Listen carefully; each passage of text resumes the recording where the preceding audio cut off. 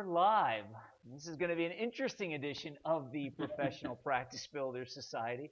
As you can see, at least we hope you can see and hear at this point. Now, I'm pretty confident you can hear. I'm not completely confident you can see, so we'll see once we get the recording. As you can see, I have my co-host laughing right now. My name is Chris M. Sprague, and that's Dr. Mark Kosman. Say hi to the folks, Dr. Mark. Good evening, folks. We do love to fly without a net, as it were. So we are playing around with technology, and we don't know what you're seeing at the moment, but we have our fingers crossed that you're seeing something. So welcome to the Professional Practice Builders Society Tips and Strategies Show. My name is Dr. Mark Kosman. Obviously, I'm here with Chris M. Sprague.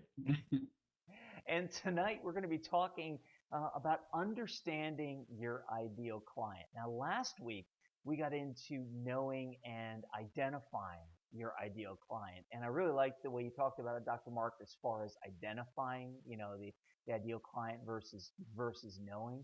And to start off, why don't you give us another quick summary of your ideal versus your idealized client for those people who might have missed last week? Absolutely. I think it's a really important concept that bears repeating even if you heard it last time. And that is that many people get it wrong, and they are very sort of mental and strategic and tactical in terms of their thinking about who they think their ideal client is. But really what they're doing is they have an idealized model in their mind of who they think they should be marketing to, and that's what we're calling the idealized client. And you'll know that you're focusing on an idealized client when you kind of literally feel in your body that you're hunting, you're chasing, you're pursuing, and you're feeling a sense of kind of scarcity, and you're trying to, get somebody to fill my calendar and get into my practice. You'll know that you're following the path of your ideal client when you stay true to your own personal strengths, your passions, how you're wired in terms of your personality, and that you're focusing on the concept in your mind of real people that you've worked with or people that you know, like, and enjoy spending time with, that mesh with your skill set and your passions, and that's your ideal client. And then you'll be attracting rather than pursuing and chasing. And the reason that's critical is that when you chase, people's natural reflex is to defend and push away and resist. Whereas when you attract, hey, you attract. We all get that picture in our mind, and they come towards you because you're giving them exactly what they need, which hopefully is the solution to the problem that they have. So that's the nutshell version, Chris. Yeah, exactly. And that is so great. I love that definition. And I also love thinking about, attracting your ideal client versus pursuing. I mean, we left being hunters and gatherers so many moons ago that we can't even remember. I mean, some of us, I don't know. Last time I went out and chased a bull down was 1942. I don't know about you, but I mean, it was that long ago. So, but, the interesting thing is once you get to identify your ideal client and start to attract them, you really need to start to get to know them. And the interesting part is that and understand them. And while it might seem like common sense, I need to understand my client, I need to understand things about them.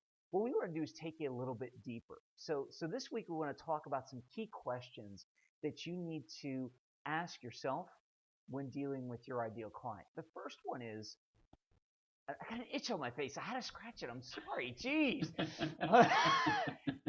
As you see, we like to have a lot of fun here at the Professional Practice Builders Society. My hair is all like whacked out tonight. So anyway, back to the ideal questions. Take two. Focus, Chris. Focus. Yeah, focus. Exactly. Squirrel. There we go. So what are their key trigger words? So let's focus on that for a second. What are their key trigger words? In other words, what's going to trigger them to react in a certain way, let's say positively? What's going to trigger them to say, I want to work more with you? What's going to just set that off in their mind and say, hey, this is the right fit for me. This is the right person that I want to deal with. I mean, Dr. Mark, I'm sure you've dealt with a lot of clients that have said things in your mind that were your trigger words, and that just attracted, or I should say, a lot of people that you were trying to do business with. I'm sure they've said a lot of trigger words for you that just attracted them to you. Do you have any? I'm going to put you on the spot here a little bit since we never rehearsed these things. Do you have any examples that you can think of right off the top of your head of a trigger word that has attracted you to either attracted you to work with somebody as a provider? In other words, they were the provider and you got attracted to them as a client, or maybe that a client, or the other way, something that something that you've said to a client that they said, you know what, the minute you said that, I knew I was hooked and I knew I was in it and gonna use you for your services, whether it be video marketing or other services. Well, yeah, I mean, that tends to feel easy to me because I'm so kind of wrapped up in thinking this way and doing this sort of thing. But it's certainly from the point of view of building a practice. I mean, people are feeling that sense of I'm not quite sure what I'm doing. I'm not quite sure how to get the word out. I'm not quite sure how to really get referrals because that's how I sort of got down this path from being a clinical psychologist to becoming a marketing person was really just kind of out of the school of hard knocks. So for me, it's pretty easy to find my ideal client because it's me. It's me a couple of years ago when I was just really frustrated by the fact that I knew I had all these skills. I knew I was a pretty bright guy and I'd spent 21 years of formal education, but I really had not a great sense of how to market and how to attract people other than kind of looking left and looking right at what my peers were doing. But of course, they didn't have any training either. So it's when I see that look of, frustration about shouldn't this be easier? Shouldn't building my practice be easier? That frustration is kind of what gets my passion going because I literally can feel your pain, right? I can resonate with your pain because I've been there. So that starts to, get me into that mindset of the characteristics of the kind of people I enjoy working with because I know we can help them. Okay, excellent, excellent. And then we also have, the other kind of trigger words is what's going to turn them off and what's going to push them back and what's going to make them say, you know what, this is not somebody I would want to actually have helping me. So I'm going to turn it back to you, Dr. Mark, for a second. Mm-hmm. Think about back when you were a client, when you were struggling in your practice. If somebody came up and was going to try and help you, was there a word they could have said to you, or was there a phrase or something that you would have actually, I'll say, either walked away or maybe ran the other way very quickly if they would have said it? Yeah, I can pick that one pretty quick too because it's a catch-22 because it's part of where that pain and struggle comes from. But it would definitely be someone who took a very businessy approach with me, because I took pride in the art of my practice. I really considered myself, to be a highly trained practitioner. So when somebody would approach me with kind of sales language, well, here's how you could improve your sales approach. I mean, that kind of MBA language was a real turnoff to me. Not necessarily that it should have been, but it just was because it was almost from a different culture that didn't feel like my culture. It didn't feel like, my people don't speak that language. So that is something that would make me kind of retreat and close my ears, really, even though there's good stuff there for sure. Yeah, and I think we can all relate to that salesy language. I mean, we've all been there. Maybe some of us have been in sales. Some of us have been, maybe influencers. And if we don't approach it the right way, yeah, it's like the used car salesman. I mean, it's right. It's something that you can always pick out, and not to judge people, but it's kind of that salesman-y language. And the worst part is, I've known some great salespeople. I've known some very nice salespeople, but you put them in a room, and all of a sudden, when they click into sales mode, boom! It's just like and then all of a sudden you see you see everybody do one of these, and yes. By the way, folks, the biggest comment we got from last week's episode was the fact that they were wondering how many times I actually blinked, and the fact that somebody was watching it and doing a DVR on to see if Chris really didn't blink during a whole 2.5-minute segment. So if I do this, it's going out to you, some of our faithful followers. Anyway, back to the important stuff. So the whole point is this. Is there trigger words that are going to get people, that get you to go to people, and there are trigger words that are going to get you to run away. And it's the same thing with your ideal client. So the whole point is that once you start to identify your ideal client, and then you start to dig in to understand them, you're going to understand what trigger words push them away, because you're going to understand how they talk better. And before we get to the last 2 points that I want to get to on understanding, I'm going to give you guys all a great example. See, most people, when they tell you to get to know and create your ideal client, they're going to tell you to put down characteristics, and we went through this before. They're going to tell you age, income, all this other stuff. And sometimes they're going to say type of music. And we just had a great example of where a type of music might not align you with your ideal client. And here's what I mean. Dr. Mark and I were talking about music, and we have different tastes in music drastically. But that's okay, because we work very well together. Well, here's the thing that if you guys haven't guessed this about me yet, I'm going to let you know a little secret. Yeah, yeah, I like heavy metal. Okay, I mean, I know you probably couldn't have tell. Nobody could tell from looking at me that I might be into heavy metal. Here's the Well, thing of it. you at least look your part. I would put money in the fact that no one would guess very accurately the kind of music I enjoy listening to when I'm driving around. I could be wrong, but I don't think people would guess correctly. Would you care to share? Oh, listen, I'm a big Dead Mouse fan. I'm driving around with the subwoofer vibrating my windshield to the point that it has a crack in it.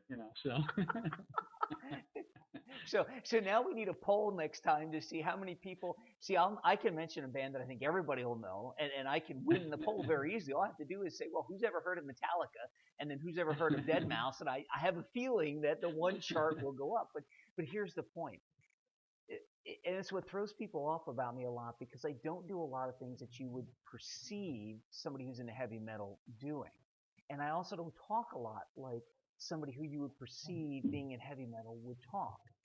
It's not that metalheads aren't articulate. It's not that they can't do this stuff. It's just they're not used to doing this stuff, and they're not out doing this stuff. There's very few of them that have made a career out of doing this, and there are a few, but there's very few that have made a career out of doing this. So the whole point is this: is if you end up trying to identify your ideal customer by classifying, you might be missing your ideal customer, because if Dr. Mark and I would have classified each other first, there's a good chance we wouldn't be working together. But Right. This is a great partnership. And it's not because we wouldn't like each other, but it's just kind of like we wouldn't have seen the connection right off the bat. It's like, especially Well, music. I think that's a great point, Chris, and I just want to underline, because people make mistaken assumptions. That's why we're so not focused on people being caught up in the characteristics of your ideal client in the way that an MBA type marketing person might have you create a profile. It's much more about getting to understand a couple of real people that you've worked with, or real people that you feel have the right personality for the kind of people you would enjoy working with if you're just starting out, so that you can dig deep and kind of get to know what makes them tick in terms of the problems. I'm just going to foreshadow a little for what we're going to talk about next Wednesday, so I can tease you to come back next Wednesday, which is that understanding leads you to understand the problems you could solve for your ideal clients. Yeah, exactly. And we have about 2 minutes left on the show tonight. So what we want to do is we want to talk about two more quick points that are going to help you understand your ideal client a lot better. The next one is, what's going to keep them coming back? In other words, what can you say to keep them coming back?